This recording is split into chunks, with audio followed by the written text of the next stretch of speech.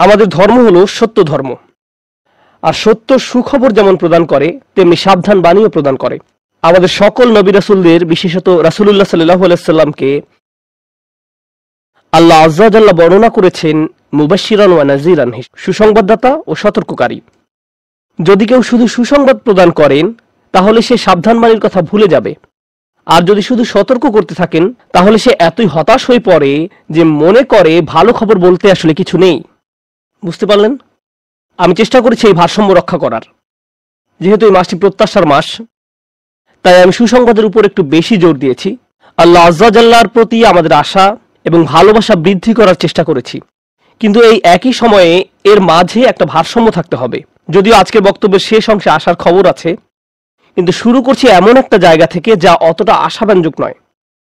দেখুন, আমাদের পূর্বের জাতি বনী ইসরায়েলকে আল্লাহ কিতাব দান করেছেন। আমাদের যেমন কোরআন রয়েছে, তাদেরকে অন্য কিতাব দেওয়া হয়েছিল। কোরআন যাকে বর্ণনা করেছে অন্য কোরআন হিসেবে, অর্থাৎ আগের কিতাব। তারা তাদের কিতাবকে গুরুত্ব দিয়ে গ্রহণ করেনি। তাদের মাঝে বেশ কিছু বিভ্রান্তিমূলক ধারণা গড়ে ওঠে। আমরা যদিও এত ভালো মুসলমান নই, সমস্যা নেই। আল্লাহ যদি আমাদের দোজখে ফেলেনও, সবচেয়ে খারাপ পরিস্থিতিতে আল্লাহ যদি আমাদের জাহান্নামে ফেলেনও, এটা হবে সাপ্তাহিক ছুটির মতো, কয়েকদিন মাত্র। কারণ তিনি আমাদের এতই ভালোবাসেন যে মুসলমানরা শেষমেশ তো জান্নাতে যাবেই। তাই আমরা যদিও জাহান্নামে যাই, সেটা হবে অল্প কিছু দিনের জন্য, সমস্যা নেই। লান তামাসসানান নারু ইল্লা আইয়ামাম মা'দুদাত, গুটি কয়েকদিন ছাড়া আগুন কখনো আমাদের স্পর্শ করবে না, কিছুদিন মাত্র। ব্যাপারটা হলো, জান্নাত জাহান্নামের পূর্বে বিচার দিবস রয়েছে, যেটি একদিনের জন্য, সেটা 1000 বছর লম্বা হবে। জান্নাত বা জাহান্নাম নয়, আল্লাহর কথা অনুযায়ী শুধু বিচারের দিনটি এত লম্বা হবে। আর বিচারের দিনটি হবে মাত্র একদিনের, আর জান্নাত জাহান্নাম চিরকালের জন্য। তাই কেউ যখন বলে গুটি কয়েকদিন, তাকে এখনকার দিনের হিসেবে চিন্তা করলে তো হবে না। বর্তমানে পৃথিবী তার অক্ষ বরাবর ঘুরে, আমরা সূর্যের উদিত হওয়া এবং অস্ত যাওয়া দেখি, কিন্তু কিয়ামতের দিন সূর্য, চাঁদ এবং পৃথিবীর সবকিছুকে ধ্বংস করে নতুন একটা ব্যবস্থাপনা তৈরি করা হবে। তাই আমরা এখন যেভাবে 24 ঘন্টার হিসেব করি, সেভাবে রাত দিনের হিসাব করলে তো চলবে না যখন আখিরাত শুরু হবে। চলুন তাহলে সবার আগে এই ধারণাটি আমাদের মাথা থেকে ফেলে দেই। কোরআনের বহু জায়গায় জাহান্নামের আলোচনা করা হয়েছে, কিন্তু আমি শুধু কোরআন থেকে একটি বর্ণনা আপনাদের সামনে উপস্থাপন করতে চাই। আমার মতে এটি আল কোরআনের জাহান্নামের সবচেয়ে গুরুত্বপূর্ণ বর্ণনা। কোরআনের একজন ছাত্র হিসেবে আমি মনে করি এই বর্ণনাটি জাহান্নাম সম্পর্কে জানার শুরু মাত্র। কেউ যদি এই বর্ণনাটি বুঝতে পারে, তাহলে সে জাহান্নাম সম্পর্কে যথেষ্ট জানে। আয়াতটি শুরু করা হয়েছে এই কথা বলে, ওয়ালা ইন মাসসাতহুম, এমনকি যদিও। যখন আমরা বাংলায় বলি যদি আমি সেখানে যাই, যদি আমি সেখানে যাই, তাহলে তোমার সাথে দেখা হবে। কিন্তু কেউ যখন বলে যদিও আমি যাই, এর মানে হলো যাওয়ার সম্ভাবনা ক্ষীণ। তাই আয়াতটি যদিও দিয়ে শুরু হওয়ার মাধ্যমে এমন কিছু ঘটার সম্ভাবনা কমিয়ে দিয়েছে। এভাবে বলার মাধ্যমে আল্লাহ কোনো কিছুর উপর জোর কমিয়ে দেন। সহজ কথায় তিনি বাক্যটিকে দুর্বল করে দিচ্ছেন। যদিও, যদিও কি? যদিও মাসসাতহুম, যদিও এটা তাদের স্পর্শ করে। আরবিতে মাসসা অর্থ কোনো কিছু যখন আপনাকে সামান্যতম স্পর্শ করে, যেমন কোনো মাছি যখন কোনো মতে স্পর্শ করে, যদি সেকেন্ডের জন্য স্পর্শ করে তখন তাকে বলা হয় মাস। সুতরাং এটা যদি তাদেরকে কোনো মতে স্পর্শ করে 1 সেকেন্ডের জন্য, মাসসাতহুম। এখন কি তাদের স্পর্শ করে? আপনারা হয়তো ভাবছেন আগুন যদি তাদের স্পর্শ করে। আল্লাহ বলছেন নাফহাতুন, একটা হালকা বাতাস যদি তাদের স্পর্শ করে। চলুন এই বাতাস নিয়ে একটু আলোচনা করা যাক।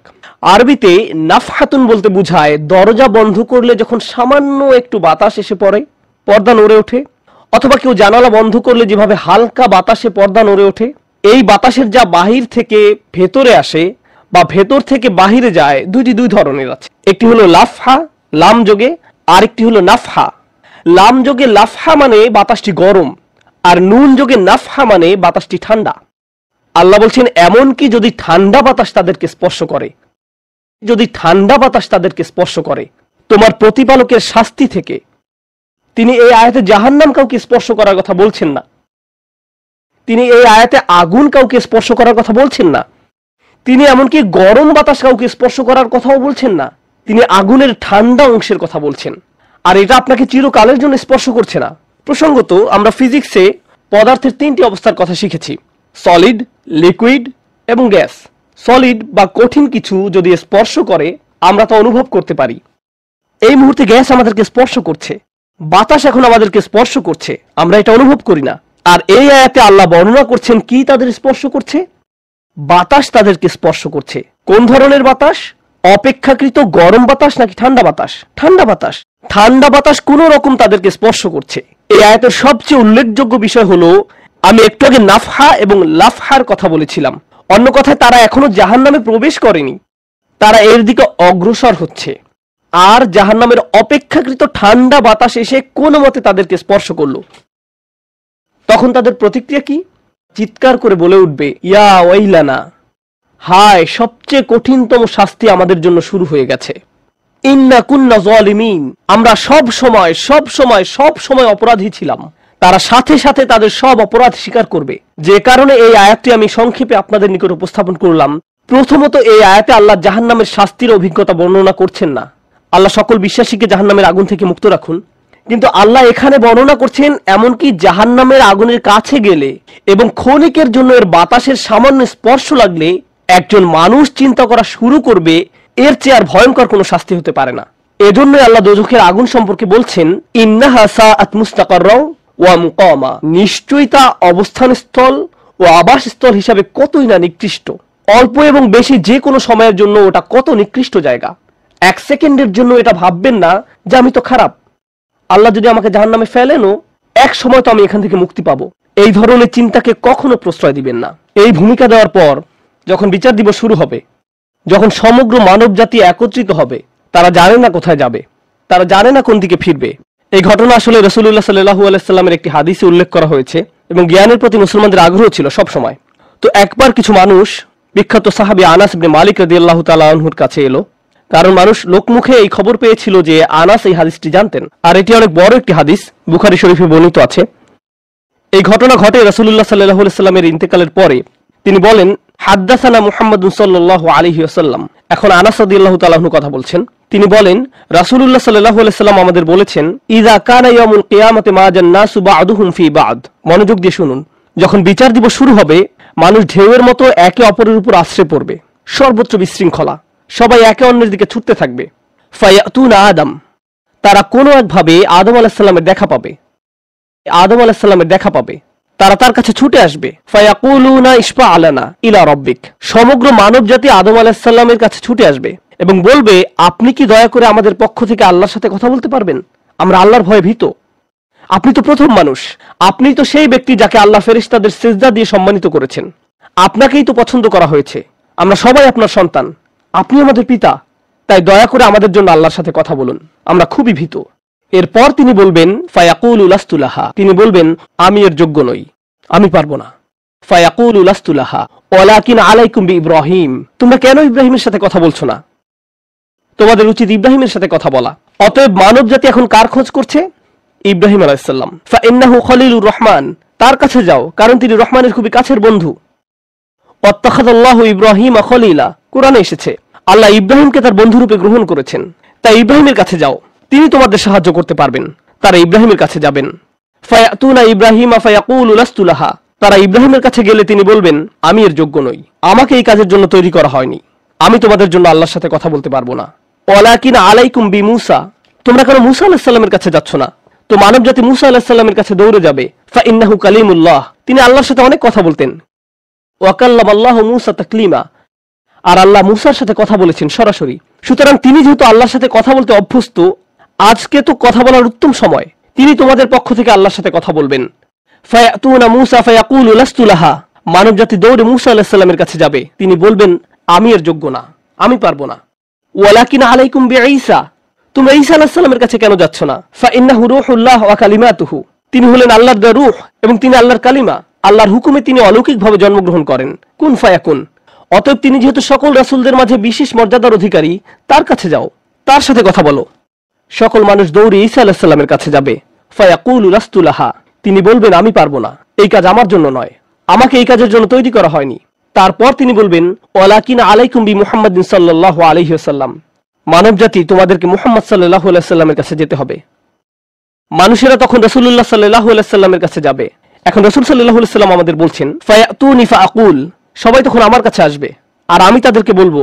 এখন রাসূল সাল্লাল্লাহু আলাইহি সাল্লাম আমাদের বলছেন, আনা লাহা, আমার জন্য এই কাজ, আমি এই কাজের যোগ্য।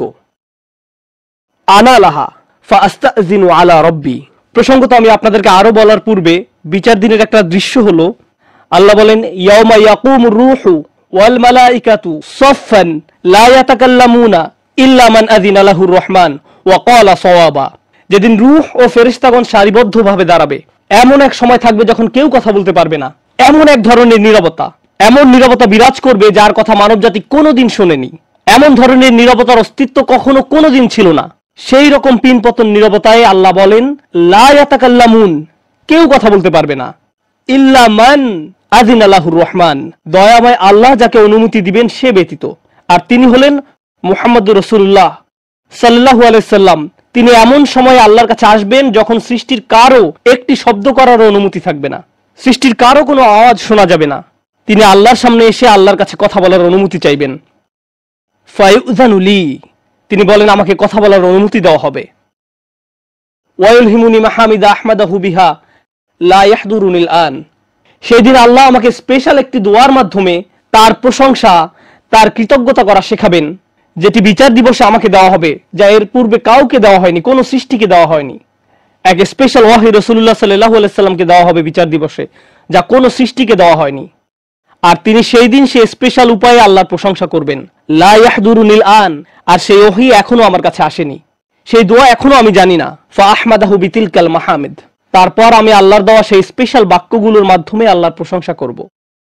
ওয়া আখিরু লাহু সাজিদান, আমি সেই বাক্যগুলো উচ্চারণ করার পর আল্লাহর সমীপে সিজদায় অবনত হব। কিয়ামতের দিনের দৃশ্যপটে রাসূলুল্লাহ সাল্লাল্লাহু আলাইহি সাল্লাম এমন জায়গায় থাকবেন, এই অবস্থাকে বলা হয় মাকাম মাহমুদা, একটা স্টেশন, অথবা বলতে পারেন এমন একটা স্টেজ যা প্রশংসিত, আর মানবজাতি সেটা প্রত্যক্ষ করবে। আমরা সবাই এটা দেখতে পাবো, আমরা সবাই তখন নিশ্চুপ থাকব, আর তিনি সিজদায় পড়ে যাবেন। তিনি যখন সিজদায় পড়ে যাবেন তখন আল্লাহ আজ্জা ওয়া জাল্লা তার সাথে কথা বলবেন। এতক্ষণ তিনি আল্লাহর সাথে কথা বলছিলেন, এখন আল্লাহ আজ্জা ওয়া জাল্লা তার সাথে কথা বলবেন। তিনি কি বলবেন? ইয়া মুহাম্মদ ইরফা রাসাকা, তিনি বলবেন মুহাম্মদ তোমার মাথা উত্তোলন করো। ওয়াকুল, বলো, ইউসমা আলাকা, তোমার কথা শোনা হবে। শুধু যে আল্লাহ তার কথা শুনবেন তা নয়, বরং বিচার দিনে উপস্থিত সবাই তার কথা শুনতে পাবে। ইউসমা আলাক, তারপর আল্লাহ বলেন, ওয়াসাল তুতা, চাও তোমাকে দেওয়া হবে, তুমি যা চাও দেওয়া হবে। কিয়ামতের দিন আল্লাহর একটি সৃষ্টি কেমন পজিশনে থাকলে আমরা সবাই যখন আল্লাহর নিকট ভিক্ষা চাচ্ছি, আতমিম লানা নূরানা ওয়াগফির লানা, হে আমাদের পালনকর্তা, আমাদের নূরকে পূর্ণ করে দিন এবং আমাদেরকে ক্ষমা করুন, এই কথা বলে আমরা আল্লাহ আজ্জা ওয়া জাল্লার কাছে কাকুতি মিনতি করতে থাকব। আর এখানে আল্লাহ তার এই সৃষ্টিকে বলছেন, তুমি চাও, তুমি যা চাও আমি দিব, সাল তুতা। এই হলো আমাদের রাসূল সাল্লাল্লাহু আলাইহি সাল্লাম। তারপর আল্লাহ বলবেন, ওয়াশফা, তুমি যদি কারো পক্ষ থেকে কথা বলতে চাও, তুমি যদি কারো ব্যাপারে সুপারিশ করতে চাও, যাও সুপারিশ করো। তুশাফা, আমি তোমাকে অন্য মানুষদের পক্ষ হয়ে কথা বলার অধিকার দিলাম। তুশাফা, এই গ্যারান্টি আল্লাহ তার রাসূল সাল্লাল্লাহু আলাইহি সাল্লামকে দিয়েছেন। ফাকুলু ইয়া রব, তখন আমি বলবো ইয়া রব, উম্মতি উম্মতি, তিনি সর্বসাকুল্যে এই কথা বলবেন, এটাই তার সম্পূর্ণ বাক্য, আমার উম্মাহ আমার উম্মাহ, আমার মানুষ আমার মানুষ। কিয়ামতের দিন সবাই বলবে, নাফসি নাফসি, আমি নিজে আমি নিজে আমি নিজে। আল্লাহর নবীরা যারা মানুষকে আল্লাহর দ্বীনে আনার জন্য দিবারাত্রি পরিশ্রম করে গিয়েছেন, যেমন ইব্রাহিম আলাইহিস সালাম, যার এই দুনিয়ায় থাকাকালীন সময়ে শুধু একটাই উদ্বেগ ছিল মানুষের মুক্তি, বিচারের দিনে তিনি বলবেন, না, যাও অন্য কোথাও যাও, যাও মুসার সাথে কথা বলো। মুসা আলাইহিস সালাম, যিনি বনি ইসরাইল নিয়ে চিন্তিত ছিলেন, তিনি বলবেন, না, যাও ঈসার সাথে গিয়ে কথা বলো। আর আমাদের রাসূল সাল্লাল্লাহু আলাইহি সাল্লাম বলবেন, প্রসঙ্গত কোরআনে কিয়ামত দিবসের যে ভয়াবহতার কথা বর্ণনা করা হয়েছে তা একবার চিন্তা করে দেখুন। ইয়াউমা তারাউনাহা তাযহালু কুল্লু মুরদিআতিন আম্মা আরদাআত, প্রত্যেক মা যে তার বাচ্চাকে দুধ খাওয়াচ্ছে তার বাচ্চাকে ফেলে দিবে যেন সে কিছুই না। ইয়াফিরুল মারউ মিন আখিহি ওয়া উম্মিহি ওয়া আবিহি, সেদিন মানুষ তার ভাইয়ের কাছ থেকে পালাবে, মায়ের কাছ থেকে পালাবে, বাবার কাছ থেকে পালাবে।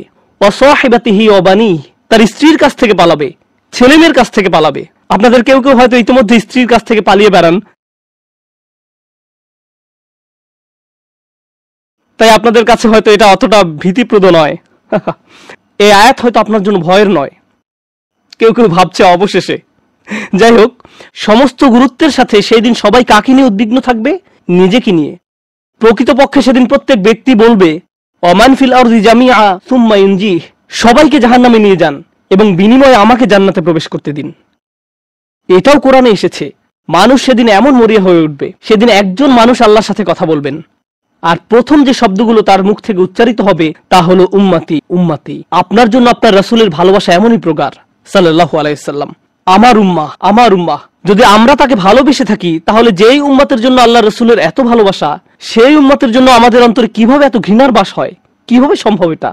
কিভাবে আমাদের পরস্পরের প্রতি এত ক্রোধ, বিচার, সমালোচনা, বিভক্তি, বিদ্বেষ, অনুমান, অহংকার?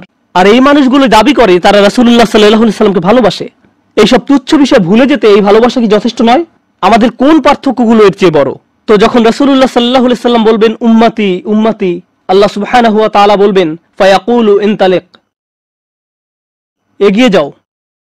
ফাআখরিজ মিনহা মান কানা ফি কলবিহি মিসকালা শাইরাতিন মিন ঈমান, মনোযোগ দিয়ে শুনুন, যাও এখান থেকে বের করে নাও যাদের অন্তরে ঈমান আছে, এমনকি এখানে শারিয়া মানে বালি দানা, যা সামান্য একটু লম্বা হয়, যাদের অন্তরে এতটুকু পরিমাণ ঈমানও আছে, যে কোনো ঈমান যদি তাদের অন্তরে থেকে থাকে, তাহলে তাদেরকে বের করে নাও। আপনি এগিয়ে যান এবং বের করে নিন।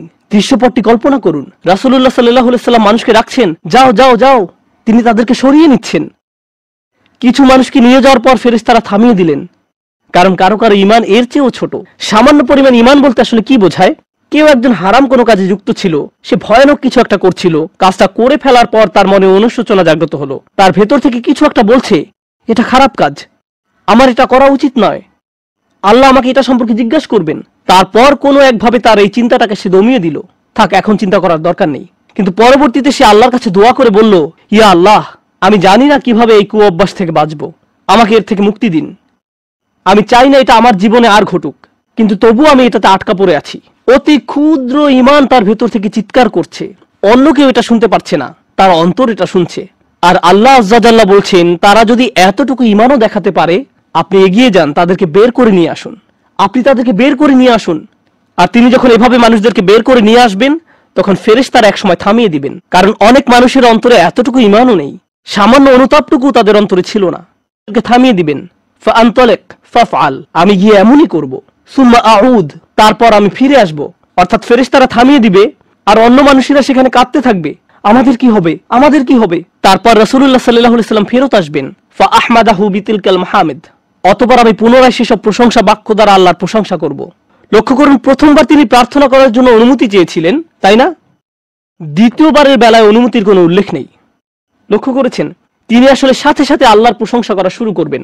আল্লাহ কি তাকে এমনটি করতে বলেছেন? না, এটা হলো নিজ উম্মতের প্রতি তার অপরিসীম ভালোবাসার বহিঃপ্রকাশ। তিনি আবারও আল্লাহর প্রশংসা করা শুরু করবেন, এই আশায় যে আল্লাহ তাকে অটোমেটিক অনুমতি দিবেন। সুম্মা আখিরু লাহু সাজিদান, আর সিজদায় পড়ে যাব। ফায়াকুলু ইয়া মুহাম্মদ, আমাকে বলা হবে, হে মুহাম্মদ, ইরফা রাসাকা, তোমার মাথা উঠাও। কুল ইউসমা আলাকা, বলো তোমার কথা শোনা হবে। ওয়াসাল তুতা, চাও তোমাকে আবার দেওয়া হবে। ওয়াশফা তুশাফা, সুপারিশ করো, সুপারিশ গ্রহণ করা হবে। তোমাকে সুযোগ দেওয়া হবে তাদেরকে বের করে নেয়ার, তোমাকে তাদের জন্য সুপারিশ করার সুযোগ দেওয়া হবে। ফাআকুলু ইয়া রব উম্মতি উম্মতি, আমি তখন বলবো, হে আমার রব, আমার উম্মত, আমার উম্মত। তিনি তো ইতোমধ্যে অল্প ঈমানের অধিকারীদেরকে বের করে নিয়েছেন। ফায়াকুলু ইনতালিক, এরপর আল্লাহ বলবেন, এগিয়ে যাও। ফাআখরিজ মিনহা মান কানা ফি কলবিহি মিসকালা যাররাতিন আও খারদালাতিন মিন ঈমান, তোমাকে সুযোগ দেওয়া হবে তাদেরকে বের করে নেয়ার, সুপারিশ গ্রহণ করা হবে। যাদের অন্তরে এক বিন্দু পরিমাণ ঈমান আছে, বালির দানা নয়, বালির দানা তো এতটুকু লম্বা, বরং বিন্দু পরিমাণ। খারদালা মানে সরিষার দানা, অতি ক্ষুদ্র বিন্দুর মতো। আর যখন আল্লাহ বলছেন এর ওজনের মতো, বর্তমানে আমাদের কাছে ডিজিটাল ওজন মাপার যন্ত্র আছে, আগের দিনে পাল্লা ছিল, তাই আপনি যখন এক মুষ্টি চাল এক পাল্লায় রাখতেন, সেটা হয়তো তেমন একটা ঝুঁকতো না। যদি একটু বেশি করে চাল রাখতেন, তখন একটু ঝুঁকতো। এখন ডিজিটাল ওজন মাপার যন্ত্র দিয়ে গ্রাম, কিলোগ্রাম মাপা হয়। এমনকি সামান্য কয়েক দানা রাখলেও যন্ত্রের স্ক্রিনে ভেসে উঠে 0.001 গ্রাম। এখন শুধু একটি চাল রেখে দেখুন, বা একটি সরিষার দানা রেখে দেখুন, স্ক্রিনে কিছু ভেসে উঠে কিনা? কিছুই হয় না, কিছুই হয় না। আর আল্লাহ বলছেন, আমি তোমার সুপারিশের কারণে রাসূলুল্লাহ সাল্লাল্লাহু আলাইহি সাল্লামের দোয়ার কারণে এমন মানুষদেরকেও মুক্তি দিব যাদের ঈমান এমনকি এই দুনিয়ায়ও মাপা যায় না, এই দুনিয়ায়ও মাপা যায় না। প্রসঙ্গত আপনি যদি একটি দানা খান বুঝতে পারবেন যে কিছু খেয়েছেন? আপনি এমনকি বুঝতেও পারবেন না। এটা হলো এমন ধরনের ঈমান যার আছে এটা সে নিজেও ভালোভাবে বুঝতে পারে না, এমনকি তারা নিজেরাও ঠিকমতো বুঝে উঠতে পারে না যে ঈমান আছে, আর অন্যরা কিভাবে বুঝবে? আর কেউ যদি একটি দানা আহার করে এটা তাদের পুষ্টি সাধনে তেমন কোনো ভূমিকা রাখতে পারে না, এটা শরীরের জন্য যথেষ্ট পরিমাণের খাবার নয়। ঠিক তেমনি যার সরিষার দানা পরিমাণ ঈমান ছিল সেই ঈমানও একটি ভালো জীবন অতিবাহিত করার জন্য তা যথেষ্ট ছিল না, কিন্তু তাদের অন্তরের কোনো এক জায়গায় একটু ঈমানের বাস ছিল। আল্লাহ বলছেন, তুমি এমন যাদেরকে পাও তাদেরকেও বের করে নিয়ে আসো। ফাখরিজহু ফাআনতালিক, আমি যাব এবং তাই করব। আর এটা বিশাল এক জনগোষ্ঠী যারা আল্লাহর কাছ থেকে দূরে সরেছিল, তাদের ভেতরে একেবারে ক্ষুদ্র কিছু ঈমান ছিল। এরপর তো আর কিছু নেই মনে হচ্ছে, ঘটনা শেষ। কিন্তু রাসূলুল্লাহ সাল্লাল্লাহু আলাইহি সাল্লাম এখানেই থেমে যাননি। ফাআহমাদাহু বিতিলকাল মাহামিদ সুম্মা আখিরু লাহু সাজিদান, তিনি এখানেই থেমে যাননি, তিনি আবারও ফিরে যাবেন এবং আমি সেসব প্রশংসা বাক্য দিয়ে আল্লাহর প্রশংসা করব এবং আবারও সিজদায় পড়ে যাব। ফায়াকুলু ইয়া মুহাম্মদ ইরফা রাসাকা, আমাকে বলা হবে হে মুহাম্মদ মাথা উঠাও। ওয়াকুল ইসমা আলাকা, বলো তোমার কথা শোনা হবে। ওয়াসাল তুতা, চাও দেয়া হবে। আল্লাহ আযজা ওয়া জাল্লা সহজেই বলতে পারতেন তুমি তো ইতিমধ্যে চেয়েছো এবং তোমাকে দেয়া হয়েছে, কিন্তু তৃতীয়বারের মতো রাসূলুল্লাহ সাল্লাল্লাহু আলাইহি সাল্লামকে বলা হচ্ছে ওয়াশফা তুশাফা, এগিয়ে যাও, মানুষের জন্য সুপারিশ করো, গ্রহণ করা হবে, তোমাকে তাদের পক্ষে চাওয়ার সুযোগ দেওয়া হবে, আমি তোমাকে এটা দিচ্ছি।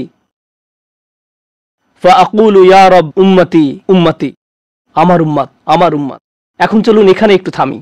যদি আপনি এই সুযোগ পেতেন, আল্লাহ যদি আপনাকে বলতেন তুমি যা চাও তাই পাবে, তুমি চাও দেয়া হবে, যা কিছুই তুমি চাও না কেন, আমাদের বিশাল একটা লিস্ট আছে। রাসূলুল্লাহ সাল্লাল্লাহু আলাইহি সাল্লামকে এই সুযোগ কয়বার দেয়া হয়েছে? 3 বার। কত মিলিয়ন মানুষকে ইতিমধ্যে রক্ষা করা হয়েছে। তৃতীয়বার তো তিনি নিজের জন্য কিছু চাইতে পারতেন। আমরা তো মানুষ, আল্লাহ যদি বলেন চাও আমি দিব, আর এই মানুষটি আল্লাহর সামনে দাঁড়িয়ে আছেন আর তাকে বলা হচ্ছে, কিন্তু তারপরেও তার জিহ্বায় উম্মাহ উম্মতি উম্মতি। তো আল্লাহ বলবেন ফায়াকুলু ইনতালিক, সামনে এগিয়ে যাও। ফাখরিজ মান কানা ফি কলবিহি আদনা আদনা আদনা মিসকাল হাব্বাতিন খরদালিম মিন ঈমান, যাও সামনে এগিয়ে যাও এবং এমন প্রত্যেক ব্যক্তিকে বের করে আনো যার একটি সরিষার অতি ক্ষুদ্র অতি ক্ষুদ্র অংশ পরিমাণ ঈমান আছে। এত ক্ষুদ্র বিন্দু যাকে আপনারা হয়তো মাইক্রোস্কোপিক বলবেন, যদি তাদের এক অ্যাটম বা এক সাব অ্যাটমিক কণার পরিমাণ ঈমান থাকে, এই পৃথিবীতে যা দেখা শোনা বা উপলব্ধি করা সম্ভব নয়, যদি তাদের গভীর অবচেতন মনের কোথাও কণা পরিমাণ ঈমান থাকে, যদি তাদের ততটুকু ঈমান থাকে, এগিয়ে যাও এবং তাদের বের করে নিয়ে আসো। যদি তাদের অন্তরে এতটুকু ঈমান থাকে, তো আল্লাহ রাসূলুল্লাহ সাল্লাল্লাহু আলাইহি সাল্লামকে বলবেন ফাআখরিজহু মিনান নার, তাদেরকে আগুন থেকে বের করে আনো। কথাটা মনোযোগ দিয়ে শুনুন, তাদেরকে কোথা থেকে বের করে আনো? আগুন থেকে। অর্থাৎ কিছু মানুষ ইতোমধ্যে জাহান্নামে পতিত হয়ে গেছে। অনেক মানুষ এই হাদিস পড়ে মনে করে আমরা জাহান্নাম থেকে মুক্তি পেয়ে যাব, আগুন আমাদের স্পর্শ করবে না। কিন্তু হাদিস এই কথা বলছে না। রাসূলুল্লাহ সাল্লাল্লাহু আলাইহি সাল্লাম আল্লাহর কাছে কাকুতি মিনতি করছেন, আর এই দিনটি হবে 50,000 বছর লম্বা। অনেক মানুষের বিচার ইতোমধ্যে হয়ে গেছে। আর আমি আপনাদেরকে সেই আগুন সম্পর্কে শুরুতে বলেছিলাম, আপনি যদি এর বাতাসের স্পর্শ পান 1 সেকেন্ডেরও কম সময়ের জন্য, আপনার মনে হবে এর চেয়ে ভয়ঙ্কর আর কোনো শাস্তি হতে পারে না। আর আল্লাহ রাসূল সাল্লাল্লাহু আলাইহি সাল্লাম সেই মানুষগুলোর জন্য আশা ছেড়ে দেননি, তাদের জন্য হতাশ হয়ে পড়েননি। প্রসঙ্গত তারা মুসলিম, তারা কিন্তু মুসলিম, কারণ রাসূল সাল্লাল্লাহু আলাইহি সাল্লাম কি বলছেন, তার মুখ থেকে কোন কথাগুলো উচ্চারিত হয়েছে? উম্মতি উম্মতি। আগুনের মানুষগুলো মুসলমান, ওই মানুষগুলো অমুসলিম নয়, মুসলিম। তো রাসূল সাল্লাল্লাহু আলাইহি সাল্লাম বলেন ফাআনতালিকু ফাআফআল, আমি যাব এবং সেটাই করব। প্রসঙ্গত রাসূলুল্লাহ সাল্লাল্লাহু আলাইহি সাল্লামের এই কথার সাথে হাদিসের সমাপ্তি হলো। আনাস ইবনে মালিক রাদিয়াল্লাহু তাআলা আনহু তার কাছে আসা লোকদেরকে এতটুকু বর্ণনা করলেন। ফাকুলতু লিবাদি আসহাবিনা, হযরত আনাসের কাছে হাদিস শিখতে আসা একজন বলল, আমি আমার কিছু সঙ্গীকে বললাম, লাউ মারারনা বিল হাসান ওয়া হুয়া মুতাওয়ারিন ফি মানজিলি আবি খলিফা, চলো আমরা হাসান বসরির কাছে যাই। আমরা হাদিসটি আনাসের কাছ থেকে শুনেছি, কিন্তু আমরা জানি এই হাদিসটি হাসানও জানেন। চলো আমরা তার কাছে যাই। প্রসঙ্গত আনাস রাদিয়াল্লাহু তাআলা আনহুর তখন অনেক বয়স হয়ে গিয়েছিল। এই হাদিসে কতবার রাসূল সাল্লাল্লাহু আলাইহি সাল্লাম আল্লাহর কাছে গেলেন? 3 বার। রাসূলুল্লাহ সাল্লাল্লাহু আলাইহি সাল্লাম ইন্তেকাল করেছেন বহু বছর আগে। আমরা জেনেছি এই হাদিস হাসান বসরিও জানেন। তার আগে কখনো এই ধরনের কথা শুনেনি। খুবই আশ্চর্যজনক কথা। এজন্য তারা ব্যাপারটা যাচাই করতে চাচ্ছিলেন যে দেখা যাক হাসান বসরিও একই হাদিস বর্ণনা করেন কিনা। তারা শুনেছে হাসান বসরি বাস করেন আবু খলিফার বাড়ির পেছনের একটি ঘরে। তাই তারা হাসান বসরিকে খুঁজতে লাগলো। তারা তাকে খুঁজে পেলেন। হাদদাসানা আনাস ইবনে মালিক ফাআতাইনাহু ফাসাল্লামনা আলাইহি। তো আমরা তার কাছে এলাম এবং তাকে সালাম দিলাম। ফাআযিনা লানা, তিনি আমাদেরকে প্রবেশের অনুমতি দিলেন। ফাকুলনা লাহু ইয়া আবা সাঈদ, আমরা তাকে বললাম, হে সাঈদের পিতা, জিনাকা মিন ইনদি আখিকা আনাস ইবনে মালিক, আমরা আপনারই ভাই আনাস ইবনে মালিকের নিকট হতে আপনার কাছে আসলাম। ফালাম নারা মিসলা মা হাদদাসানা ফি শাফাআত, শাফাআত বিষয়ে তিনি যেমন বর্ণনা দিয়েছেন তেমনটা বর্ণনা করতে আমরা আর কাউকে দেখিনি। ফাকালা হি, তিনি বললেন হ্যাঁ তোমরা তো জানো। ফাহাদদাসনাহু বিল হাদিস, আমার কাছে সেটি বর্ণনা করো, দেখি তোমরা আনাসের কাছ থেকে কি শুনেছো। তো তারা তার নিকট সম্পূর্ণ হাদিসটি বর্ণনা করে শোনালেন। ফাআনতাহা ইলা হাযাল মাওদি', আমরা এই পর্যন্ত অর্থাৎ 3 বার রাসূল সাল্লাল্লাহু আলাইহি সাল্লামের সুপারিশের কথা বলে শেষ করলাম। ফাকালা হি, তিনি বললেন আরো বর্ণনা করো। ফাকুলনা লাম ইয়াজিদ লানা আলা হাযা, আমরা বললাম তিনি তো এর অধিক আমাদের কাছে বর্ণনা করেননি, আমাদেরকে এতটুকুই বলেছেন। এখন হাসান কথা বলছেন, লাকাদ হাদদাসানি ওয়া হুয়া জামিউ মুনযু 20 সানাতান, তিনি অর্থাৎ আনাস আমার কাছে এই হাদিস বর্ণনা করেছেন যখন তিনি তখন যুবক ছিলেন, 20 বছর আগে। কত বছর আগে? 20 বছর আগে। আমি নিশ্চিত না তিনি কি বাকিটুকু ভুলে গেলেন, নাকি তিনি তোমাদেরকে বাকিটুকু বলেননি কারণ তাহলে তোমরা অলস হয়ে পড়বে। ফালা আদ্রি আনাসি আম কারিহা আন তাত্তাকিলু, তিনি এরপর বললেন এই হাদিসের চতুর্থ একটি অংশ আছে, আর আমি নিশ্চিত নই তোমাদের বলা উচিত কিনা, কারণ তার এখন বয়স বেশি হয়েছে, তার স্মরণশক্তি ওইভাবে কাজ করছে না। কিন্তু আমার সন্দেহ তিনি তোমাদের বলেননি কারণ তোমরা এতে অলস হয়ে পড়বে। তারা বলল, ইয়া আবা সাঈদ হাদদাসানা, আপনি কি আমাদেরকে এটা বলতে পারেন? আমরা আসলে জানতে চাই। ফাদাহিকা, তিনি হাসতে শুরু করলেন। ফাকালা খুলিকাল ইনসানু আজুলা, তিনি কোরআনের একটি আয়াত উল্লেখ করে বললেন, মানুষকে সৃষ্টি করা হয়েছে তাড়াহুড়া প্রবণ করে। মা যাকারতুহু ইল্লা ওয়া আনা আদরি আন উহাদ্দিসুকুম হাদদাসানি কামা হাদদাসাকুম বিহি, আমি তো বর্ণনার উদ্দেশ্যেই তোমাদের কাছে বিষয়টি উল্লেখ করলাম। তিনি তাদেরকে উৎসুক করে তুলেছিলেন, আমি তোমাদেরকে বলবো তিনি তোমাদের নিকট যা বলেছেন তা সত্য। হাসান আরো বলেন, রাসূলুল্লাহ সাল্লাল্লাহু আলাইহি সাল্লাম বলেন, এরপর আমি চতুর্থবারের মতো ফিরে আসব। ফা আহমাদাহু বিতিলকাল মাহামিদ, এবং সেসব প্রশংসা বাক্য দিয়ে আল্লাহর প্রশংসা করব, যে বাক্যগুলো আল্লাহ আমাকে দিয়েছেন, যা অন্য কোন সৃষ্টিকে এর পূর্বে দেয়া হয়নি, এবং সিজদায় পড়ে যাব।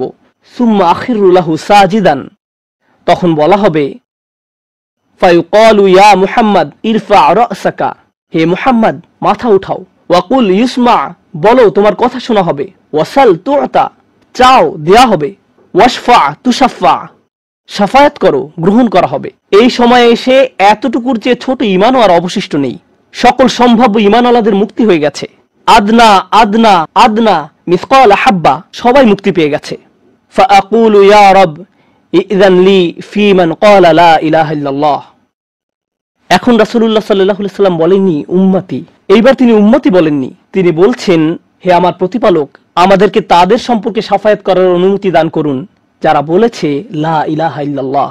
যে এমনকি এই কথা বলেছে, আচ্ছা ঠিক আছে, আমার মনে হয় একজন সৃষ্টিকর্তা আছেন। একটি কলেজ ক্যাম্পাসে হয়তো একদল ছাত্র মুসলিম ছাত্রদের সাথে আলোচনা করছে, তখন একজন বলল, আচ্ছা ঠিক আছে, দার্শনিক দৃষ্টিকোণ থেকে মেনে নিলাম একজন ঈশ্বর রয়েছেন, ঠিক আছে আমি মানলাম যে একজন ঈশ্বর আছেন। আমি বলছি না যে আমি মুসলিম, যদি উপাসনা করতেই হয় তাহলে শুধু এক ঈশ্বরের উপাসনা করতে হবে। তাদের অন্তরে কোনো অনুভূতি নেই, তারা কারো ইবাদত করছে না, তারা শুধু এই উপসংহারে পৌঁছেছে। প্রসঙ্গত এই ধরনের একটা সাদৃশ্য পাওয়া যায় সূরা হুজরাতের একটা আলোচনায়। আল্লাহ বলছেন, ফাকালাতিল আরাবু আমান্না কুল লাম তুমিনু ওয়ালাকিন কুলু আসলামনা, বেদুইনরা বলে আমরা ঈমান এনেছি। বলো তোমরা ঈমান আনোনি, বরং তোমরা বলো আমরা আনুগত্য স্বীকার করেছি। তোমরা শুধু ইসলামের প্রাথমিক ধারণা গ্রহণ করেছো। ধারণা থাকে এখানে, আর ঈমান কোথায় থাকে? যাদের অন্তরে কিছু ঈমান ছিল তাদের ইতোমধ্যে নেওয়া হয়ে গেছে। এখন যাদের মাথায় কিছু ধারণা ছিল যে একজন রব আছেন, তারা কোনোদিন ধর্ম প্র্যাকটিস করেনি, তারা ধর্মীয় কোনো কাজই করেনি, তারা শুধু এই ধারণা মেনে নিয়েছিল যে শুধু একজন প্রভুর উপাসনা করতে হবে। রাসূলুল্লাহ সাল্লাল্লাহু আলাইহি ওয়াসাল্লাম বলছেন, যে কেউ এই সিদ্ধান্তে আসবে যে কেউ বলবে লা ইলাহা ইল্লাল্লাহ, তার জন্য শাফায়াত করার অনুমতি দান করুন। আল্লাহ বলবেন, ফায়াকুলু ওয়া ইজ্জাতি ওয়া জালালি ওয়া কিবরিয়াই ওয়া আযীমাতি। আল্লাহ বলবেন, আমি আমার কর্তৃত্বের শপথ করছি, আমি আমার স্বীয় গৌরবের শপথ করছি, আমি আমার বরত্বের শপথ করছি, আমি আমার মহত্বের শপথ করছি। লা উখরিজান্না মিনহা মান ক্বালা লা ইলাহা ইল্লাল্লাহ। আমি স্বয়ং অবশ্যই তাদের সবাইকে জাহান্নাম থেকে বের করব যারা বলেছে লা ইলাহা ইল্লাল্লাহ, তোমার এই সুপারিশের কারণে। সাল্লাল্লাহু আলাইহি সাল্লাম।